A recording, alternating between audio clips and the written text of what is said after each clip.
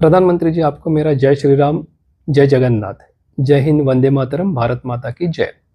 7 अक्टूबर 2023 कबूज़-रिम, Israel का एक छोटा सा गांव जिसमें नोवा संगीत महोत्सव शुरू रहता है। उसमें बहुत सारे इजरायली नागरिक शिरकत करने के लिए पहुंच जाते हैं। सुबह 7 बजे, 7 अक्टूबर 2023 की सुबह 7 बजे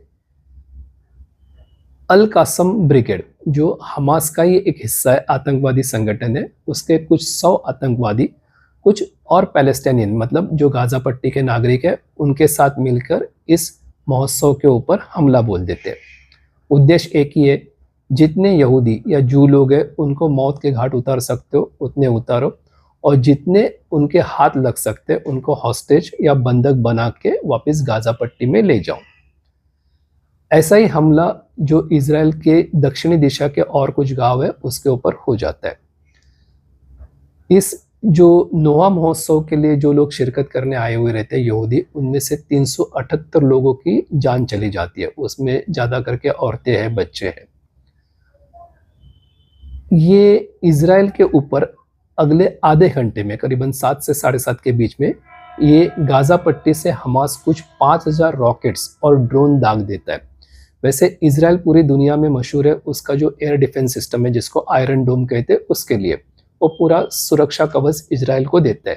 लेकिन इतनी बड़ी मात्रा में जो रॉकेट और ड्रोन दागे जाते हैं, वो भी इतने कम समय में, तो ये जो आयरन डोम है वो कुछ हद तक विफल हो जाता है। तो इसमें बहुत सारे इजरायली नागरिकों की, जो यहूदी है, जू है, उनकी मौत हो जाती है। करीबन 1219 लोग 1 घंटे में ही मर जाते हैं। उसमें कुछ 71 फॉरेनर्स है, 38 कुछ बच्चे हैं, और जो 251 लोगों को हमास के आतंकवादी अगवा कर लेते हैं एज अ हॉस्टेज। तो उनका अपहरण करके वो गाजा पट्टी में ले जाते हैं। गाजा पट्टी ये पैलेस्टाइन का हिस्सा है। इजराइल पूरे दुनिया में प्रतिशोध के लिए मशहूर है। मतलब अगर किसी इजरायली नागरिक की कई मौत आतंकवादी हमले में हो जाता है, तो इजराइल किसी भी हद पर जाके, किसी भी लेवल पे जाके वहाँ पे अपना बदला ले लेता है। ये पूरी दुनिया को पता है। इजराइल अपना बदला शुरू कर देता है। मतलब इजराइल ने मौत का तांडव देख लिया कि 1 घंटे के अंदर उनके 1200 के ऊपर लोगों की मौत हो जाती है। उसमें बच्चे, औरतें, बूढ़े सब आ गए। और जो अकेला नोवा फेस्टिवल चलते रहता है उसमें करीबन 378, मतलब 1/3 जो लोग हैं तो वही मर जाते हैं, और 251 लोगों का अपहरण किया जाता है। गाजा पट्टी में इजराइल का बदला शुरू हो जाता है। तो करीबन 72,000 से ज़्यादा लोगों की इजराइल की जो बम वर्षा है तो उसमें मौत हो जाती है।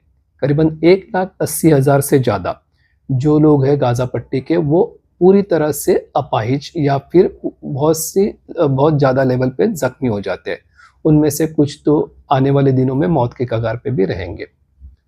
गाजा पट्टी में अभी कुछ नहीं बचा है। इजराइल के बम वर्षा में ना किसी का घर बचा है, ना कोई अस्पताल बचा है, ना कोई स्कूल है, ना कोई कॉलेज है। इंफ्रास्ट्रक्चर की पूरी धज्जियां उड़ गई है, ना कोई रास्ते बचे हैं।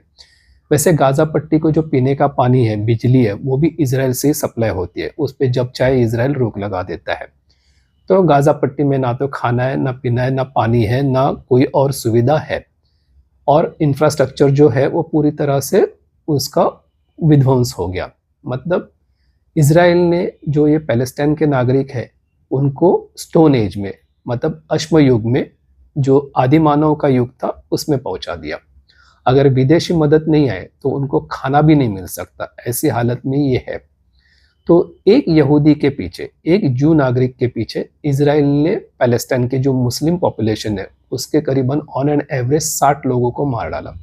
तो एक नागरिक, एक यहूदी नागरिक के लिए 60 मुसलमानों की हत्या हो गई।